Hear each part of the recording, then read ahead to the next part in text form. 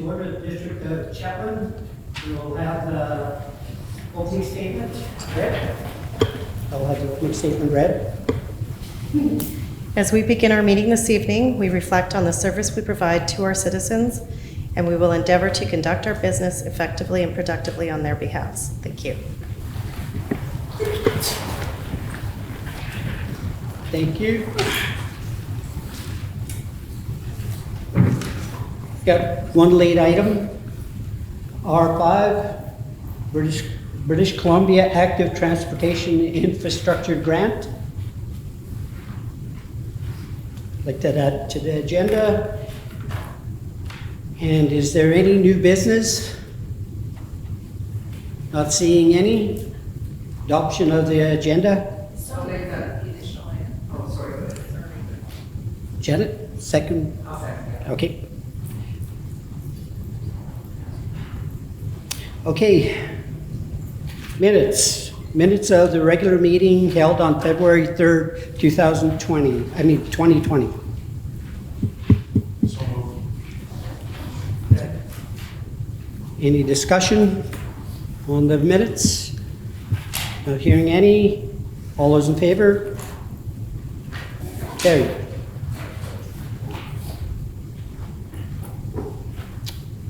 Okay, item number 4, the delegations. So we've got Fire Chief. Step up to the podium there, young man. You're dressed very well. Thank you. Thanks, State Your your name. Worship and Council. State your name and Curtis Redpath, Fire Chief for the District of Chetwynd. The objective today is to give you a brief overview of the calls and some training and things we did in 2019 and some stuff that we're looking forward to in 2020. So I have a little slideshow here. This is just a training session that we did in September in preparation for our winter highway response. Roberts Towing provides us with vehicles, so we're able to go out there and practice extrication with the members. Some of the certified training courses that we did last year, of course we're working on our exterior firefighter level as part of the BC Fire Commissioner's playbook, and we have 12 members signed up now to do their certified firefighting, which is recognized by NFPA. So we're working on that. We had a few members take the team leader course last year. That's for our supervisors on a fire scene to actually run the fire scene accordingly. A couple of our members went out for fire service instructor level 1 and 2, as well as a couple attended incident safety officer. I attended last year youth fire setter intervention specialist, and what that is if we have a juvenile fire setter in the community, I'm now qualified to go out and ask them questions, advise them of the dangers, that type of stuff. We do assessment as to whether or not they need further counseling. So I did that last year.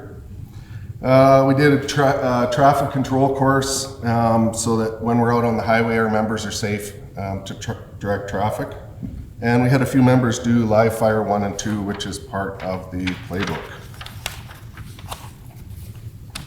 I do have questions at the end. You'll see the big slide and picture. Some of the incidents we did last year, we responded to 126 calls in the district as well as our highway rescue area.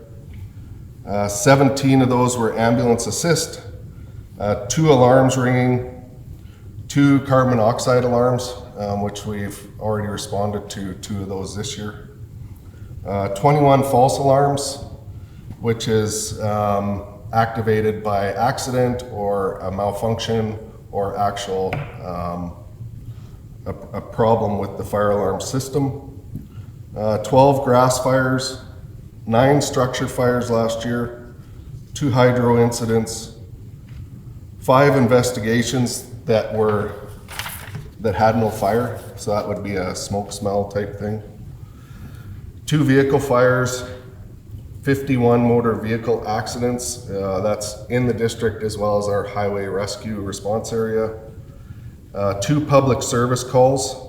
So that would be something where they're not sure what's happening. We'll go and have a look at it for them. If it's like, for example, we had one yesterday, they weren't sure what was going on. It turned out to be a carbon monoxide alarm, so we helped them with that. And a wood debris fire, so 126 calls for last year. Something that we've done in the fire hall now, we have a monitor on the wall, and what it does is it gives us the call right from dispatch. So the call will be up on the screen. It gives us all the notes from dispatch as well as mapping. And this is on a 50-inch TV in the fire hall. The members can have a look before they actually leave the station to pinpoint where the call is. If BC Ambulance is on scene, we can see that. This is also the first step to us getting the monitors in the vehicles that we're looking at for 2020, and I'll speak shortly on that. So that's installed and operational in the fire hall at this point. We've also gone to a system which is computer software specific for the fire department. It's called Fire Pro 2. So it allows us to track all of our incidents, our personnel records, our properties, inspections, and our training logs, which is all backed up onto our server. So we've implemented that in the last few months.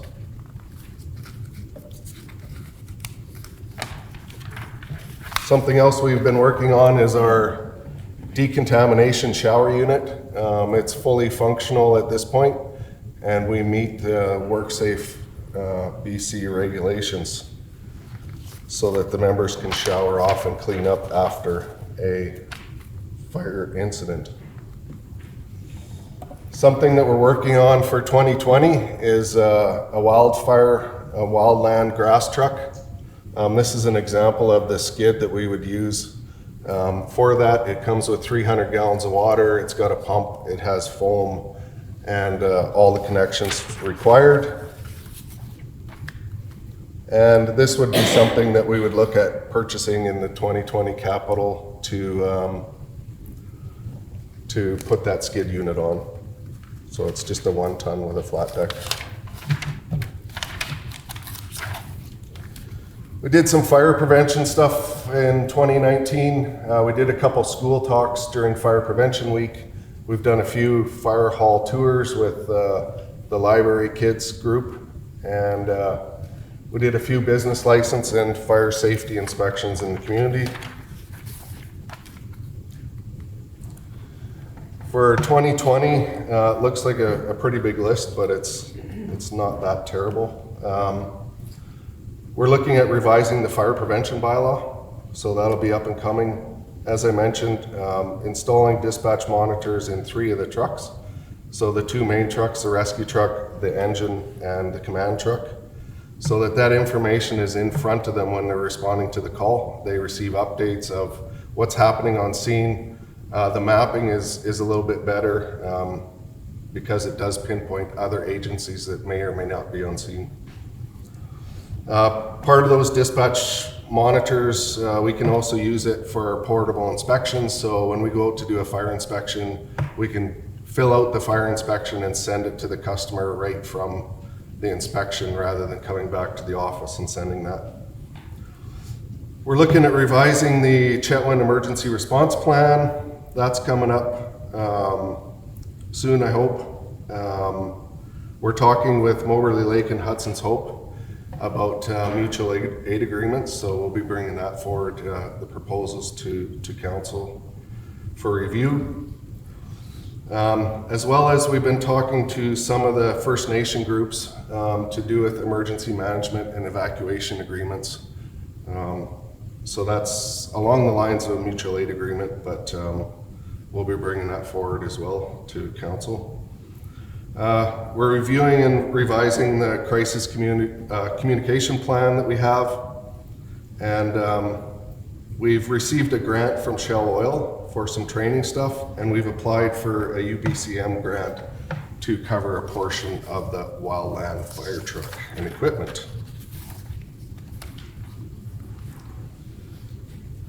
Our firefighter association has been very active in the community.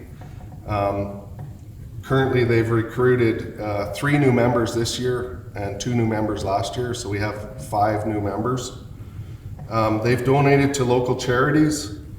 I don't know if you got stuck at the boot drive last fall, but they raised $7,000 for muscular dystrophy and supporting other initiatives in the community. So this is the big finale. I know I rushed through it fairly fast, but Deanne told me I only had 10 minutes. Any questions or concerns that I can answer?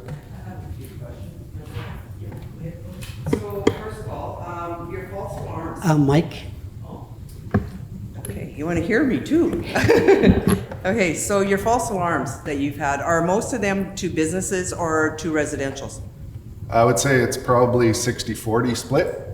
Now, a lot of that information was past information, so we just documented it as false alarms because that's the way it was documented, but certainly I didn't have the proof to say whether it was a true false alarm or not.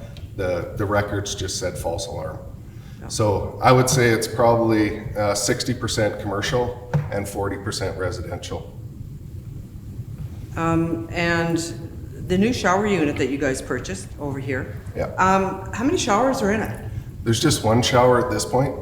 Okay, are you planning on putting more? Because with the original plan, was it not for a 3 shower unit? Like, was? There were a few plans that were put forward, so this one, the one that was purchased, there's still some renovations to be made in it. Okay, because I'm thinking 1 shower probably isn't very practical for that many firefighters, is it? I don't. Yeah, when we talked about it with the membership, it was how many, because not necessarily everybody has to shower. It's the only ones that are in direct contact with smoke. So we're looking at maybe at an incident 5 or 6 people. So you know, there's after a fire, there's an hour to 2 hours of cleanup. So we thought they could just you know, go through there while we're cleaning up type thing. But certainly we are looking at adding a couple more showers, Okay. as well as laundry facilities to be put in there. Perfect. And when you guys buy your new wildfire truck there, where are you guys going to park it? We're working on that as well. I had a meeting with one of the senior members of our department today, and we're going to look at moving some stuff around, moving the gear, and have the ability to park the truck in the bay. Because it'd have to be in the bay with water on board, I guess, hey? So it won't freeze? In the winter, we would probably drain everything. And the nice thing about that wildfire truck is we can take the skid off, drain the water, take it off, and use it as another responding truck if we have to. Okay, perfect. And I think, just I guess one big question. Do you foresee any big changes coming in 2020 to the fire department? Like, can you see anything that's going to be changing? No, I don't think so. You know, the big thing we're working on now is training, getting the members up to exterior level and then proceeding to interior level. So I don't see any big changes as far as how it's operated. You know, everybody's doing the best they can with what we have, and moving forward, our focus is on training right now. Perfect, thank you. So. That's good, thanks. Jen? Thanks, Curtis. Just curious, do you have the stats from previous years, like the 2019 incidents? Do you have 2018, and how does it compare? I have the stats, but certainly haven't had a chance to go back into that into 2018 to put them into our software. But certainly we're looking, hopefully this spring we'll be able to do that. It is in paper form, so we have to go through all the files to dig out the stats, but certainly later on in the year, we'll have hopefully stats from the last few years. Great, thank you. And just off the top of your head, was it a busy year? Was it a not so busy as far as call-outs? For 2019? From what I hear, it's an average year. You know, they say around that 125 to 150 is pretty typical. Other than this year, we've already done 28 calls, so we'll see how this year goes.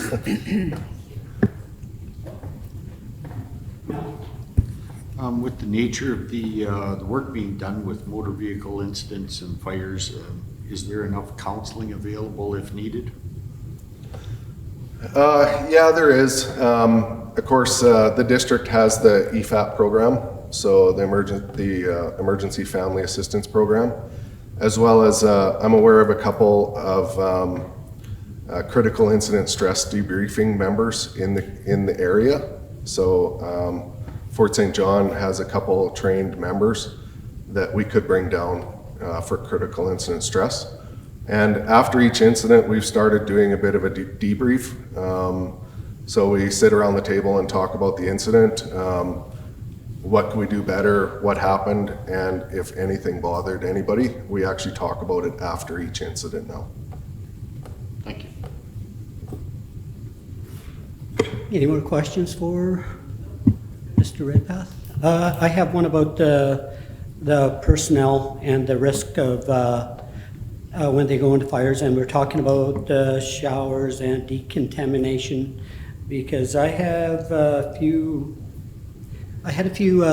members that worked with me at the mill, and they talked about decontamination and them, one suffering from cancer and succumbing to it. So the decontamination and one shower, and how, you know, if you're going to affect something, we should, I guess, as a community, making sure we're taking care of our safety people, our safety personnel, and them being at risk because they go into any kind of fires, because that's what a fireman does, or fire personnel does. For sure. We're pretty sensitive about that. There's been lots of studies done. I mean, I can't force anybody to go have a shower, but certainly the information that we're talking about at training and throughout the department is it's extremely important for them to have that change of clothes, have a shower before they go home. Don't take that home to their families. So we talk about it a lot, and certainly WorkSafe is quite adamant about it. So we try our best to get everybody to do that. You know, there is, WorkSafe does recognize and has a presumptive cancer legislation now. So unfortunately, it is prominent in our industry, but certainly there is coverage for the members if someone does get cancer from firefighting. Yep, Josh first. Yeah. Just back to the cancer situation, do you require your people to go for physicals yearly, bi-yearly, every 2 years? Not at this point, but we are discussing that. Certainly all the new members that come in have to have a medical before they start. So, but that is something that we're looking into. Laura? A question just come up while the mayor was speaking. Do the firemen each have enough, do they each have two turnout gear? Like if one, how often do they clean them? Like I realize they shower and stuff, but the next time they go to fight a fire, they're putting on the exact same gear with the exact same stuff on. Like, do they get them cleaned on a regular basis? We clean them after every structure fire or vehicle fire. So, Oh, okay. So after the vehicle fire we had on Main Street, the gear is sent out and washed. And same with the structure fire. We had 12 sets of gear washed right after the fire. So they don't necessarily put the same gear on. Oh, and we okay. have spare sets, but not each individual doesn't have a spare set. Oh, okay. But that's something that we'll work on over the next few years. a set of gear runs about $3,500. Right. So it's quite expensive for everybody to have gear, but we do have spare gear available. Perfect, thank you. Yeah.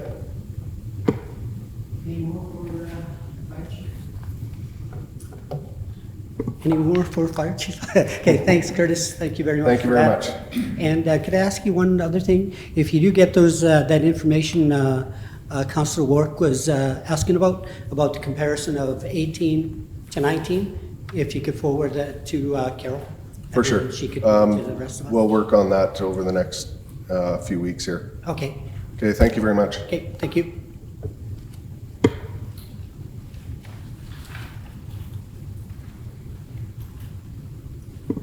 All right, D2, Chetwynd Society, Chetwynd Social Planning Society, the 100 People Initiative. Okay, I'm Marcy Foffenoff, and thank you, Your Worship, Council, and staff, and I'm here to thank you for your support, give you an update on where we're at with our initiative, and ask for the release of the check to our latest recipient. So the last event we had was on November 12th, and we had 3 presentations that evening. We had one from the Windrum PAC, we had one from Engage North for introducing sports, physical activities in schools, and we had one from the Moccasin Flats Métis Society for a lunch program in Little Prairie School. And we raised $3,700 for that event. And of course, 100 people is about local money, local initiatives, and local decision making. And so the people that night, after 3 very impressive presentations, voted to support the Windrum PAC. And we have 2 representatives from the PAC today, and that's Victoria and Jackie, and they're here to accept the check. Yep, there you go, Marcy. Thank you so much. Do you want to, they'll come Yep, up. come on up. Yeah. I want you to give it. Yeah, we'll go over here. We'll get from that camera. And that camera and Everybody come on up.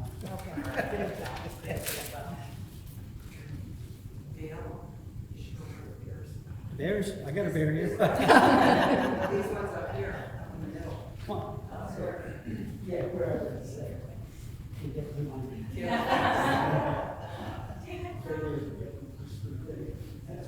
That's right. There we go. Good? One more? One more?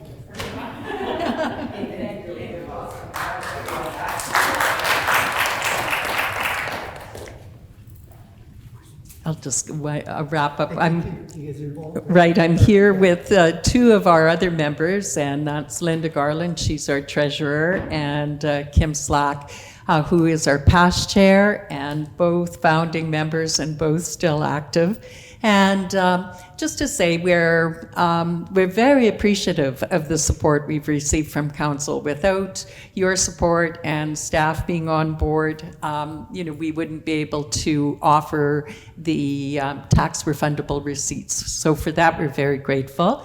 We actually have to say we've been a bit caught off guard over that it's been a challenge to get the 100 people. And so the first year we did it, we had 100 people support after 2 events. And last year we just held the 1. And that was for the 37 people then that we had support. So we're going to go to the drawing board and see what we'll do and what ideas we can come up with to hopefully increase support and carry on. But we'll probably be visiting council then again as a delegation just to update you as to where we're at with that. So again, thank you very much. Thank you, Marcy. Just sorry, I want to let everyone know that we were able to buy our playground because of April. Thanks. Nice.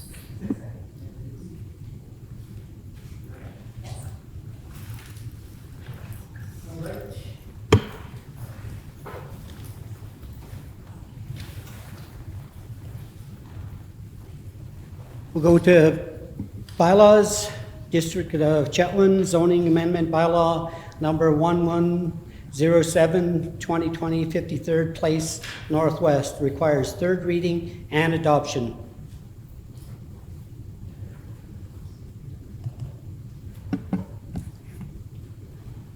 So moved? Second. All those in favor?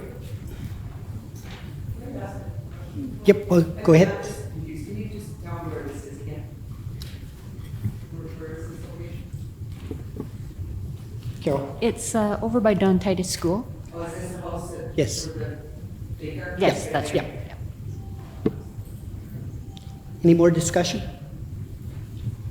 Okay, all those in favor? Carried?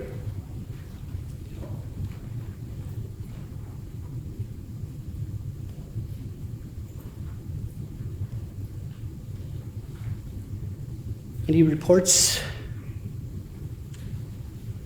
Not seeing any.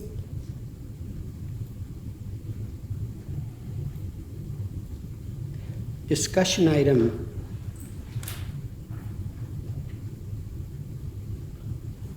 Letter, yep, Would it be okay to ask, I know we don't have an administrator's report, could I ask on something that might have been on your report?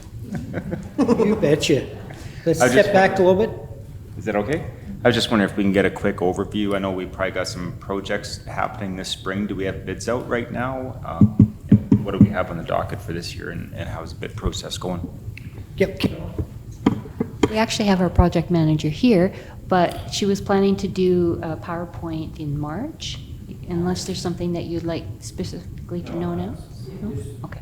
there's one item on here that if you've got any questions, she would have the professional rather than mine saying I'll have to get back to you. Okay, any more to add? Okay. Janet? Just Yes. because Clay went back, I'd Yes. like to go back too, if that's okay. Yeah, you bet. We're there. We haven't. So two left. meetings ago, we discussed that counselors will provide reports. Yeah. And I'm just wondering what that'll look like and when that will start. Well, I do know that Counselor Weisgerber Yeah, gave a report last Yeah, meeting. usually if you got two or three that stack up and you have them ready, you could quarterly or half, but we should have a report somewhere down in that place. If there's something that's specific that you had come across in your committees that we need to hear, then bring it forward, and then you could just add it right here, and away you go. Thank you. Yeah, you're welcome. All right. Any more on this committee reports? Okay, we'll move on to number 7, discussion items. A letter from the District of Tumbler Ridge dated February 4th for the Peace River Local Government Association meeting, March 26th, 2020, and I believe that would be at 6 o'clock. I can make that recommendation if you like. Yes. That council authorize all members of council to attend the Peace River Local Government Association meeting in Tumbler on March 26, 2020.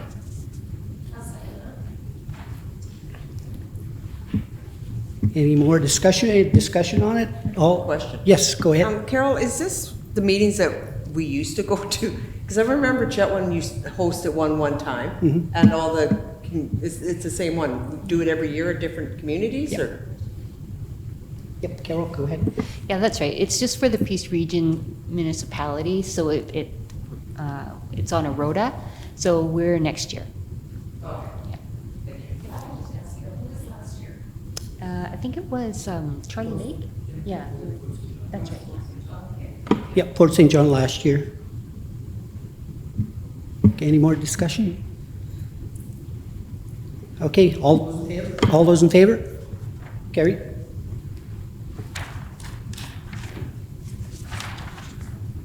Okay, North Central Local Government Association, NCLGA 2020 AGM and Conference.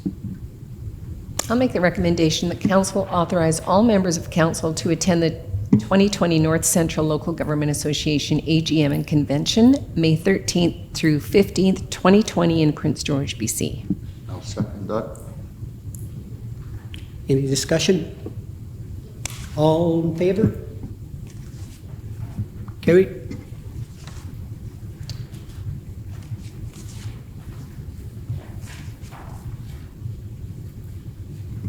Correspondence. C1, letter from the Ministry of Education dated January 13th, 2020, Premier Awards for Excellence in Education. I can make a recommendation to receive C1, C2 for information. Second. Any discussion on that? It's information. All those in favor? Carried.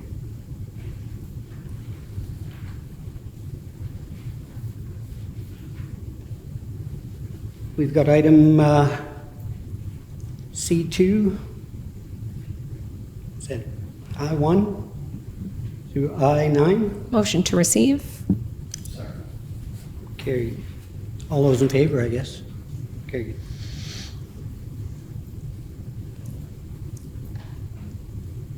Reports for action. Travel authorization to Dawson Creek.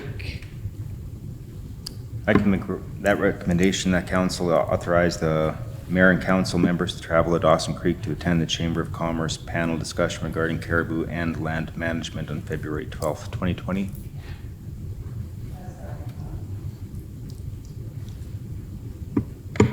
Question? Just wondering if anybody besides you went, Mayor Courtoreille, because there was a fee as well as travel expense. Yep, no, I didn't see any other councillor there, so it was just the mayor that was part of the panel. So part of the discussion, I guess, would be that it was very well attended as the chamber. Yeah, there was approximately 30 plus people there in the gallery, I guess it's called. And one of the things that I found when I was there in panel was that there wasn't too many opposed. We all understood what was going on about where we stood on the Southern Mountain Caribou Partnership Agreement. So it wasn't like we were there and it was the same discussion over and over. So it wasn't really productive, I guess. It was trying to get the information out there on what was in the agreement again. So, yeah. Alan? Yep, go ahead, Clay. Great. Yeah. I noticed that it does separate. It says caribou and land management. I think that's important. I mean, it is what it's going to be. I mean, that agreement's going to be verbatim what we all heard and what we all read. Nothing's changing in it. It makes me wonder, though, what's been going on this past year while we've been fighting this futile fight, and I don't see it going away. Is there any indication as to anything else coming down the pipe that we don't know about? I can't tell you right now. What? I haven't seen anything other than the industry, like our two main industries that have been around for over 60 years in the community, wanting to know and wanting to be able to put something out there stating their position in this matter. And right now we're working on this matter. So if and when we have something from industry that's clarified, then I would have to put it out as public. But as of right now, I can't say if there's anything out there right now. I'm not too sure. On the land objectives, I just know there's a lot of land that they're taking out of use from the public. No, I don't know. I can't tell you about land objectives. Yeah, no, fair enough. Yeah. Is there any kind of indication from the government, though, that this process is going to be better in the future? Like, has there been a lesson learned here? Or will consultation with local governments improve going forward? You're asking a tough question of the mayor, because the mayor wants to be able to have it all pretty nice and rosy, but the rose-colored glasses belong to Rose and not to me. And that, when I say Rose, I mean there's a third party involved, and I can't really speak for the third party. I can speak for what I know on the matter, and the matter is that it's very difficult to understand where we sit right now, because the agreement states that we are not part of it. Any more tough questions?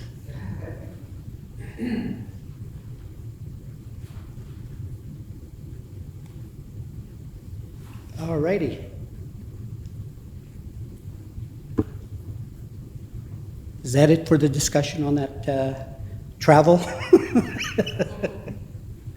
Okay, RA2, zoning amendment bylaw 4205 53rd Avenue, Northeast. Carol, you got it.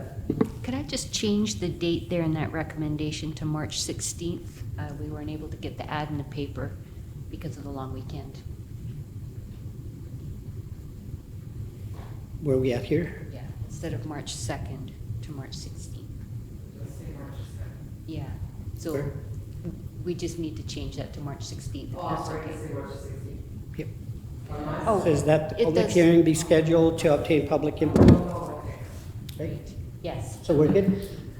As long as, yeah, the online one says March 16th and the printed one say March 2nd. Oh, okay. Okay, so we're going to change the one online.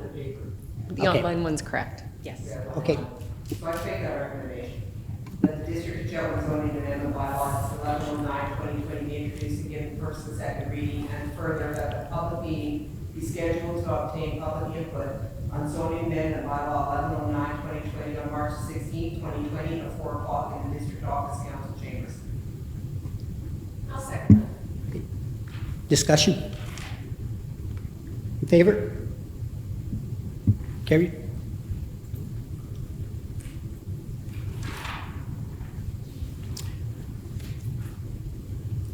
Okay, RA3, North Trunk Main, and flow metering upgrade, ICIP grant application. I'll make the recommendation that council authorize administration to apply for an Investing in Canada Infrastructure Program BC grant in the amount of $1.7 million in order to replace the North Trunk sewer main and upgrade flow metering. If the District of Chetwynd is successful in obtaining the grant, the district's cost share of approximately $444,000 will be provided from Peace River Agreement funds. Okay, discussion.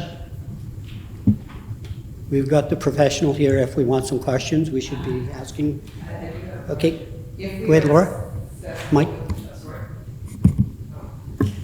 If we're successful with this grant, when would we know, and when would we start the work? They'll be announcing the results of this in early 2021. We'll be doing some of the background work this year, but we would hope to be tendering the project probably in April or May of 2021. Oh, not till 2021? Oh, okay. Any more questions? Okay, Desiree, are you going to give this in your report later on? As information about the project? correct. Okay, thank you. Okay, not seeing any more questions. All those in favor? Oh, one more? We're in favor? Okay. All those in favor? Okay, carried. All right, we had a late item. RA5, British Columbia Active Transportation Infrastructure Grant.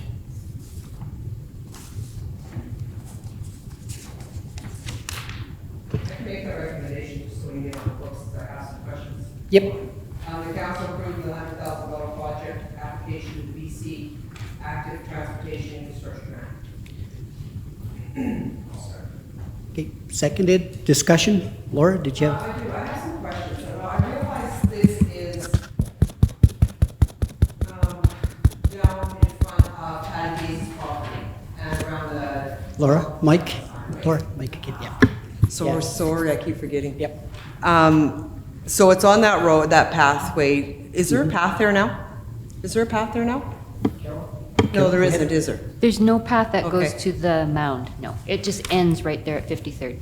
Okay, so what we're looking at doing is putting a path in there? Yeah, just to, well, that would be part of the project. A lot of the project would be repairing the frost heaves and where the asphalt has started to crumble on the trails. But this is the end part of the project, which would go to the mound and circle the mound with some rest benches. Okay, so I guess my question is, would it be wise to do that considering Patty's looking at doing some development down there and he might want to put a road off there, off that highway, and then all that pathway is going to get ripped up? Like, do you think maybe that's something that we should hold off doing for a bit? Like, I don't really. Carol? That is the district's property, so I doubt that Patty would really impact that area of it. But certainly if council doesn't want us to look at that part, we can exclude that part from the project. The main part of the project is to maintain the trails that are already there and that are now nicely lit up. So this was just the end part. Like, I guess my thinking is, do you think anyone's going to use it? Like, I could see doing it up in town, like doing another portion in town that might get utilized a lot more than way out there. Like, Yeah. I can't see anybody really using it. And I can see your point there. Apparently there are a lot of joggers that go up that way and they use that as a turnaround point to come back. But definitely the other part is probably more well-traveled.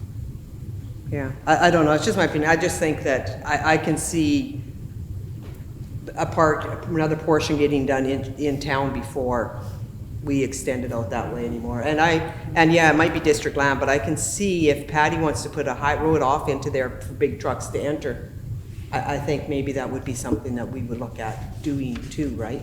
It could be. Anyways, that's just my thoughts. But I think we still need to apply for the grant anyhow, right? Yeah, that's right, yeah. Any more discussion? Good.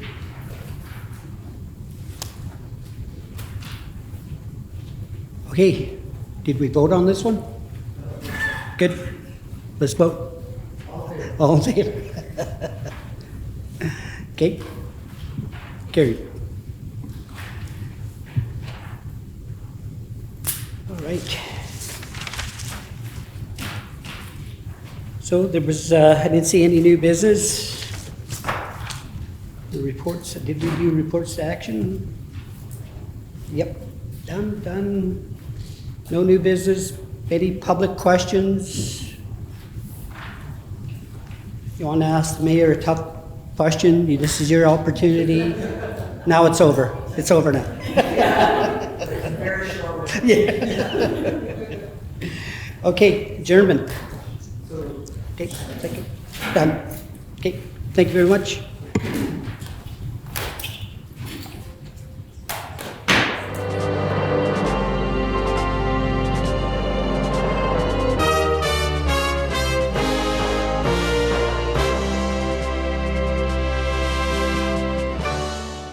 So they slapped on the cuffs, and jail time was their bluff. I walked away with a $500 fine, 'cause it was only 2 grammars, not enough dope for the slammer. So I kept on cruising down the line. Sault Ste. Marie, look what you've done to me. Such a shame that we had to meet this way. And I guess I learned my lesson, I suppose I'll count my blessings, but it's safe to say I won't be back again. And when I left the border, my fuse was getting shorter. I went back to the Canadian side of town, hoping things would get better, but the streets were getting wetter, and the Sioux kept on dragging me down. And on Wellington and Bruce, that's where all hell broke. these little.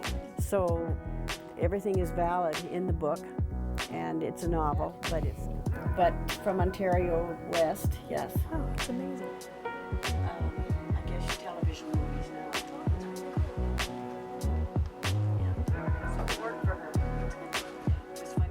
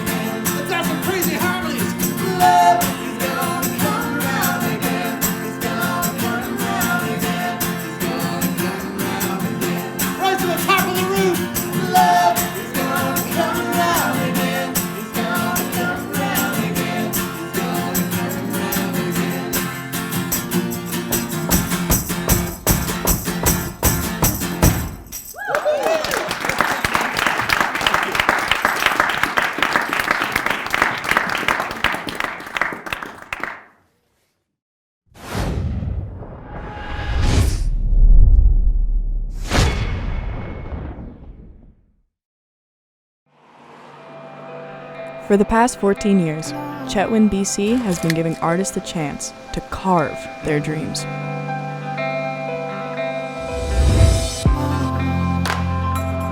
Artists come from all over the world in June and leave us with stunning sculptures.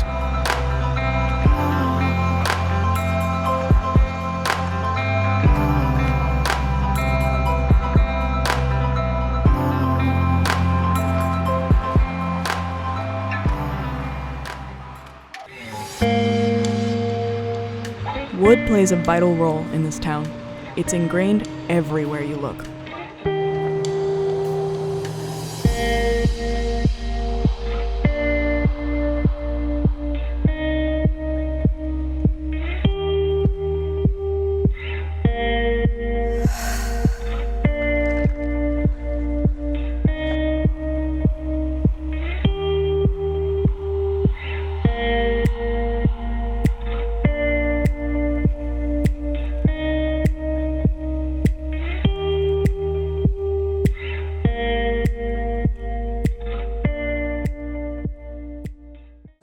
I like the hippo, and even though my buddy here carved the moose last year, I bought off of him, I still have to go with the hippo this year. What do you like about it? I just like it's different. It's completely different from what we've seen up here. We don't see a lot of that African type things. You know, it's all eagles, bears, and it's all that kind of stuff. So that's just unique this year, so that's why I'm voting for it this year. What are you carving? Yeah, I carve a hippo and a rhino. Why? My son's favorite animal.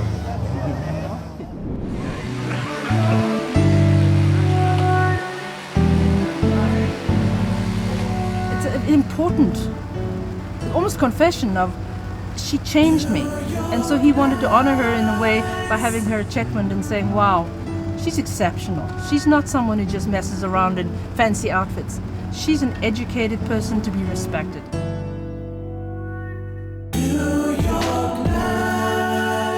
Well, heck, everybody wants to be in the top 3, but just to be here, I'm happy. If I could pull it off and have it look somewhat like a woman, even Gaga, that would be great. As long as it doesn't look like Harmon Munster, I think I've done my job. I can't afford to miss this night so bright. New York nights. Look in my eyes and hold me tight. I can't afford to miss this night so bright.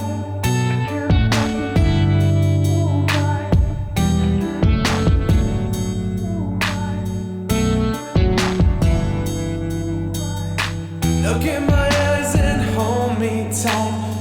Look in my eyes and hold me tight.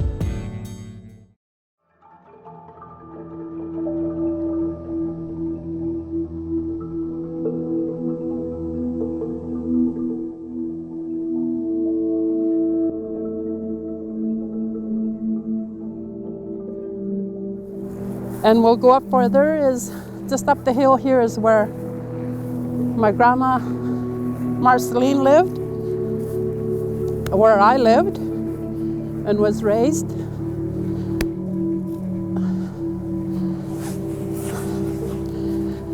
I'm trying to figure out today, I think we moved here in 1960. Everybody, we squatted up here. Nobody owned their properties.